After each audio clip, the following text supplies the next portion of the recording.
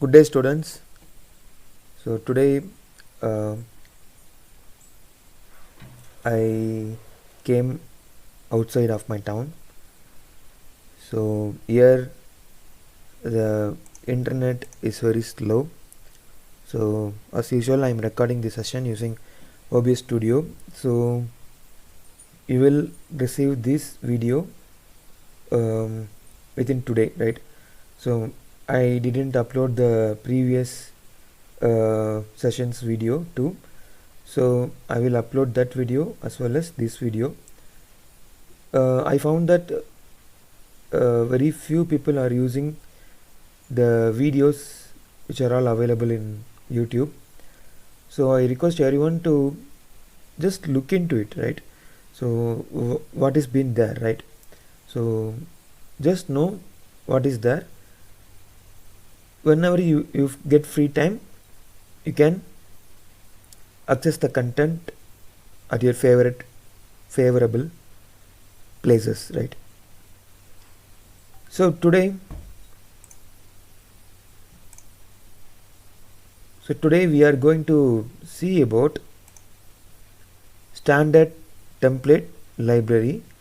So with this one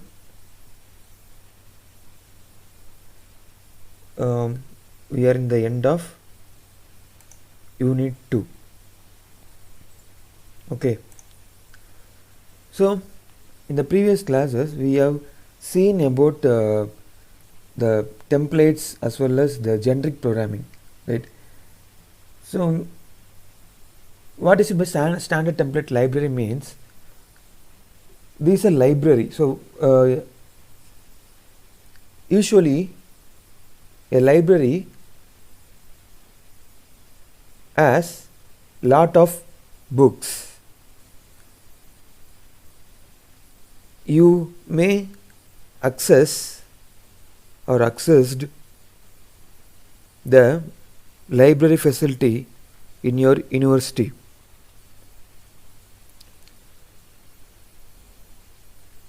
That library might have hundreds of books in various subjects, but the template is same. Everything is art binded or paper binded. Every book has title, author name, the publisher details, preface and notes to the readers. So there will be some acknowledgement. After that there will be a table of contents. After that the content will exist in that book. So this is the template of that book. So we are standardizing that template which needs to be followed in all that book. Okay, we are standardizing that template which is need to be followed by each and every publishers, so that everyone can easily get the knowledge. Just like USB devices, universal serial bus. So everyone know about universal serial bus right now. We simply called as USB. So if that USB is not standardized,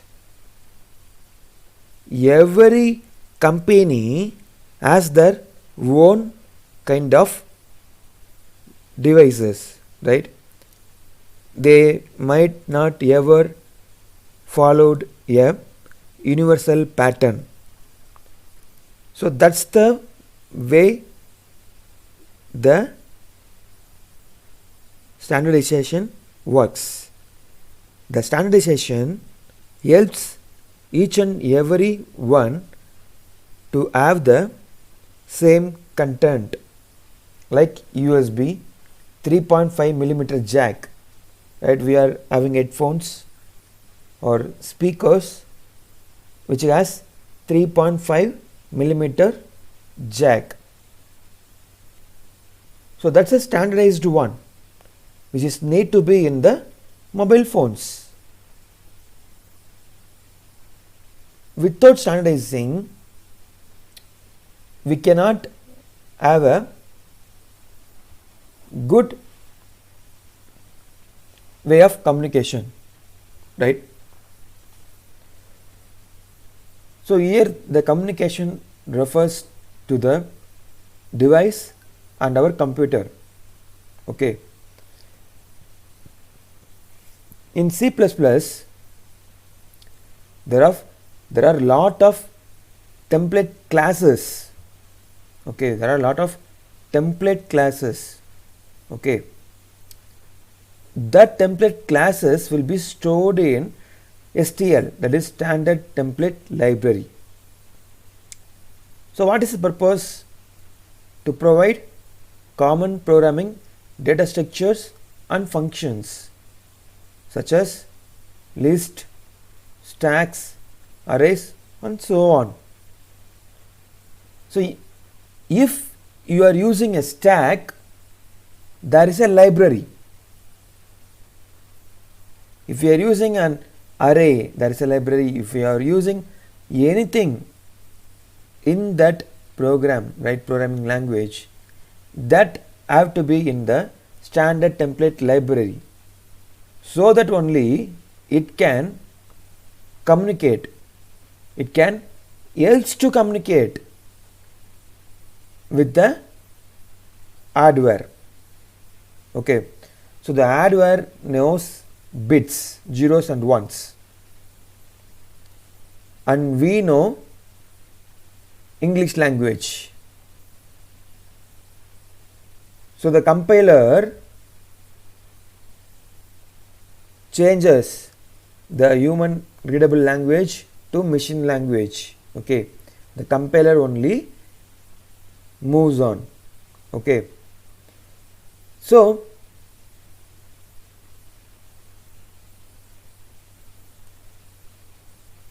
the compiler needs to be very efficient, so it holds lot of standard template library, right, a lot of template classes which leads to standard template library. Okay, each and every compiler have this STL. Import java.io.star, right? In that IO there are a lot of subclasses. Import java.math.star. Math is a STL. IO is a STL. If you want to, okay, if you want to have your own set of template classes, you can have it. That is nowadays called APIs, application protocol interface. So application protocol interface has lot of template classes which helps to do the desired task in a very efficient way. Here the efficient refers to time and the complexity. The APIs reduces the complexity. We just need to pass the parameters. We don't have to code anything. The API has everything.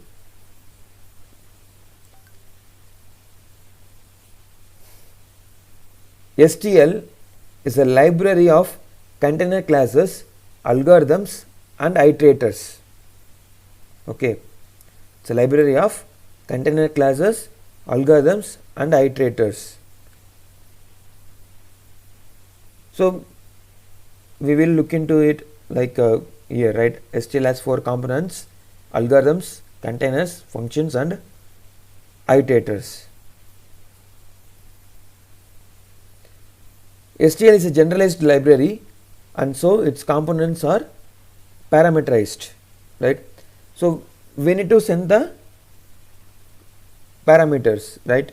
So that's all the components to the library. And a working knowledge of template classes is a prerequisite for working with STL. You need to know the basic fundamentals of template classes, so that only you can work with standard template library. Without knowing about template classes, you cannot work with STLs. So as I already told that STL has 4 components: algorithms, containers, functions and iterators, okay, which are all seen in the external link. You can use this external link later to read about this concept, okay. So I will use this external link, and this external link doesn't work. Okay, wait, I will check it. Okay, that's okay. I too have problem here. The session is being recorded, so no issues, okay.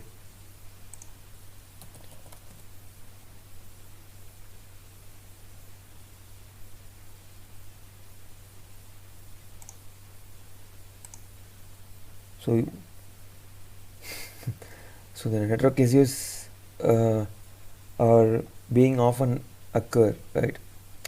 So no issues. The session is being recorded, okay. The session is being recorded, so no issues. I will post it in the YouTube later, okay. Okay, now it works. Previously the cursor doesn't work, so that I used right. After updated, it's not working, right? If I try to go down, it's been blocked, okay. So I will use the Firefox, okay. Firefox.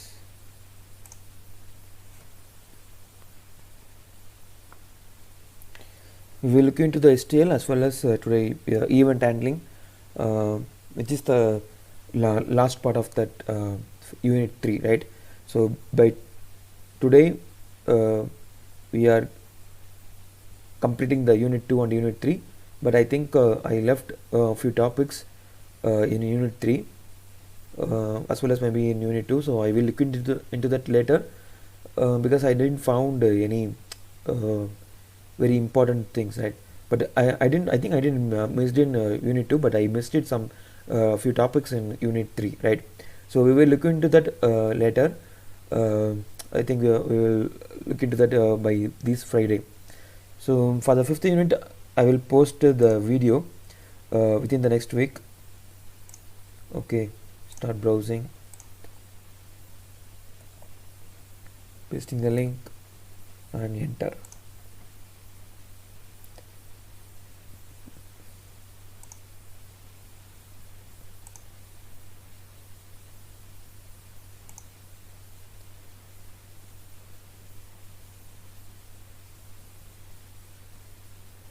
So algorithms, the header algorithm defines a collection of functions especially designed to be used on ranges of elements. They act on containers and provide means for mean here value, right?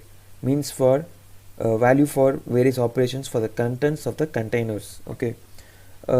Actually algorithms hold lot of functions, okay. So these act on the containers, okay. So the next one is containers, right? These will act on the container and provide values for various operations for the contents of that container, okay.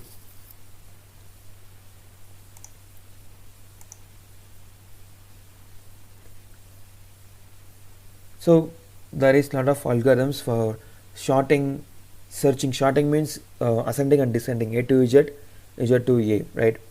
So searching an element, like if you are having 10 people in your class, if you want to search about a particular person, you can use a register number to get the content, right? As well as we are having lot of STL algorithms as well as array algorithms and numeric valuable array classes, right? So what is meant by containers? So container classes store objects and data. Okay. Containers holds objects and data. If you want to access data which is held by that object, you can access that container itself. After running a class, these kind of containers holds the object created and the data associated with it. Okay. There are total 7 standard first class container classes and 3 container adapter classes and only 7 header files that provide access to these containers or container adapters. So what it means is, so these 7 and 3 comes under these 7 header files. Okay.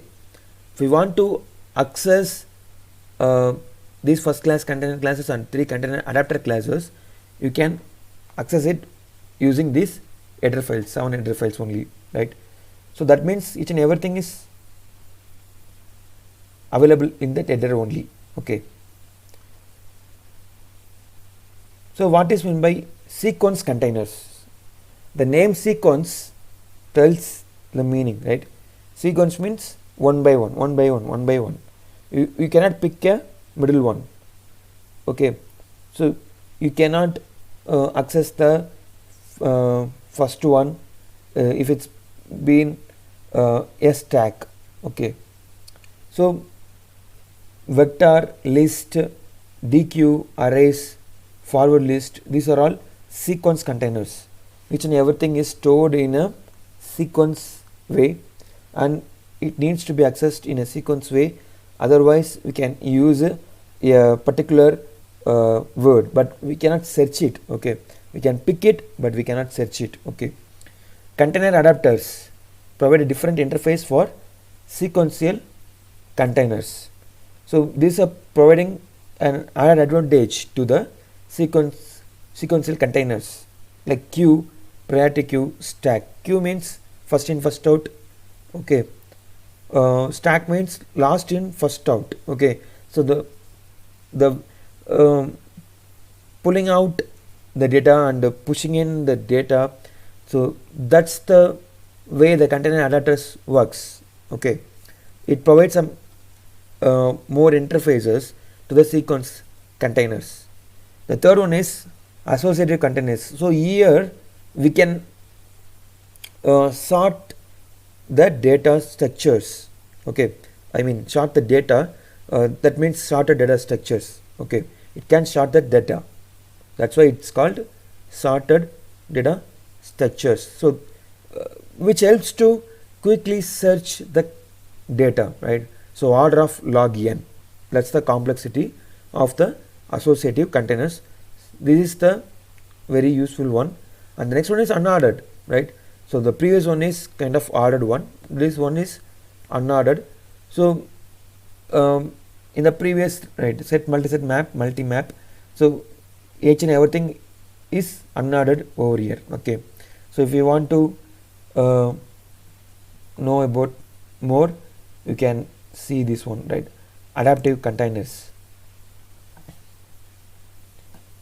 So adaptive containers, unordered containers. Okay, so this allows duplicates. Okay, this allow duplicates and this won't allow duplicates. So order, if you want to order, you can use stack queue priority. Okay, last in first out, first in first out. So these are the things I have already discussed. So ordering and allowing the duplicates. Okay, the next one is map key to value mapping. Okay, so it's a kind of pointers pointing to some value. Okay, if this map works, the accessibility is increased. Okay, so that's the way it works.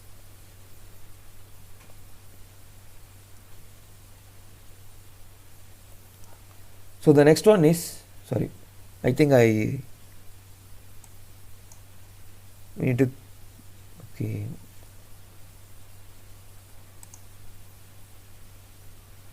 it's been stuck. Still the network connectivity is problem with you.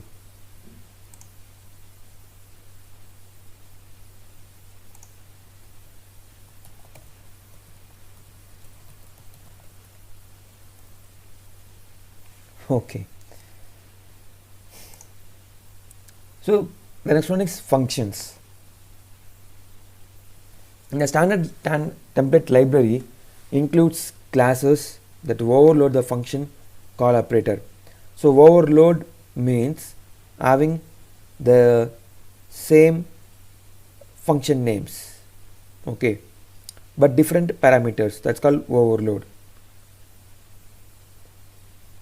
Instances of such classes are called function objects or functors. Functors allow the working of the associated function to be customized with the help of parameters to be passed. So the functions have the capacity to overload, okay, to overload the function capabilities. If you need to have lot of functions with different parameters, you can use the overload concept, which is accepted in STL. If you want to work with integer data with say same functionalities, you can pass the integer values.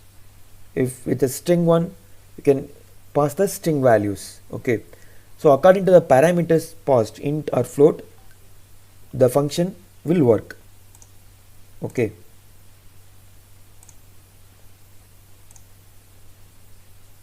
iterators. Iterators are always used to for working upon a sequence of values. Next, right? So that's the way it works. Again and again, right? That's a kind of iterators, repeating, right?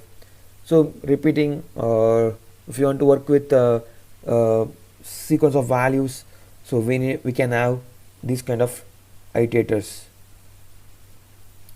Okay, so the next one is event handling. So event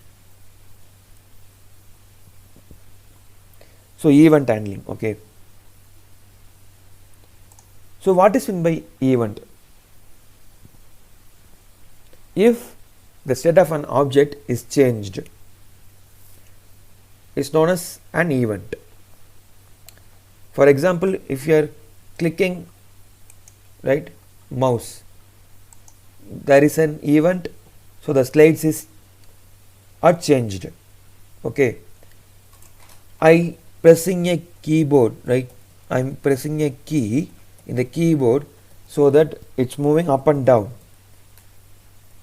Okay, up and down or left or right, each and everything works like it moves up and down. Okay, you can use left or right as well as up and down for moving between the slides.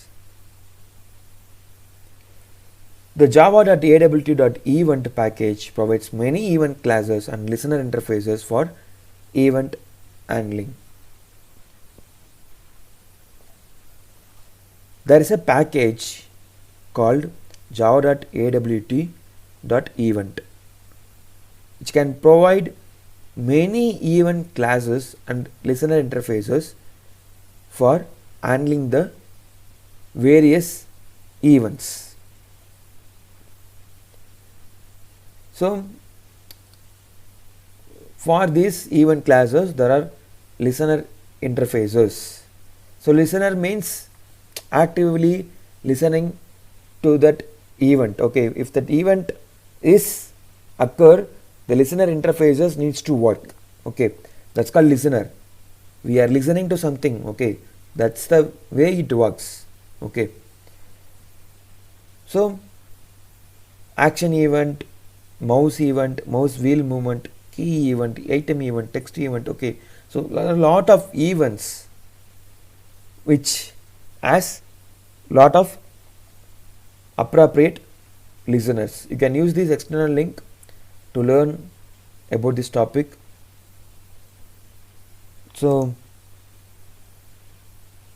I'm having a program to explain about that event handling concept. So we are using, as I already told, that we are having a header files as awt.event.star and awt.star. We are accessing all the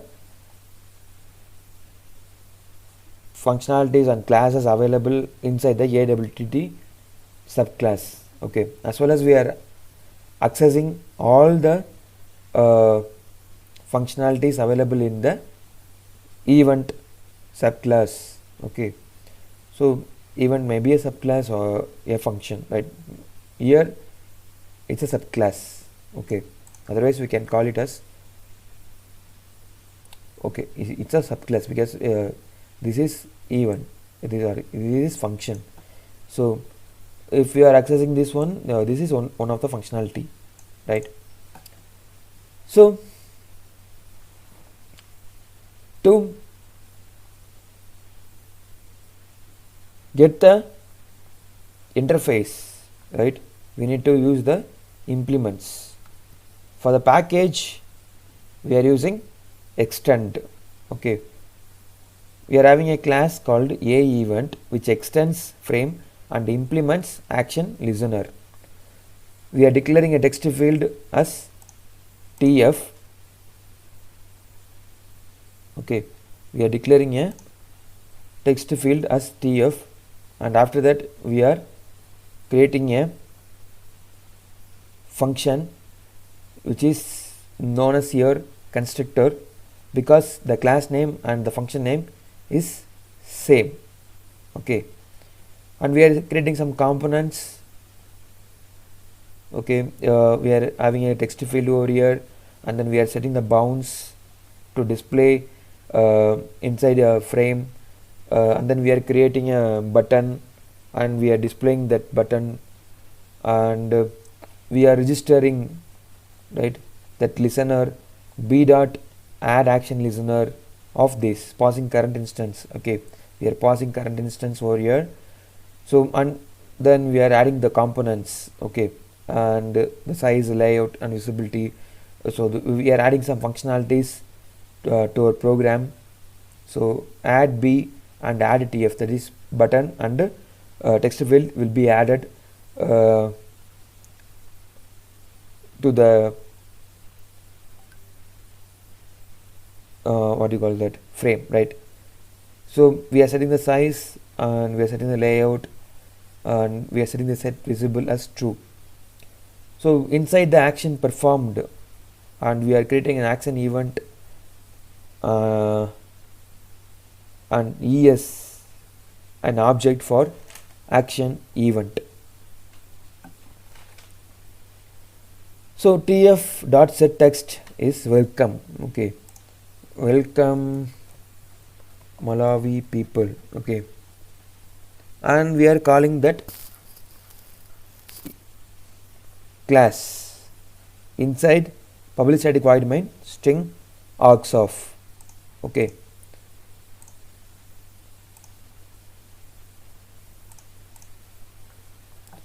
so I will try it to run it.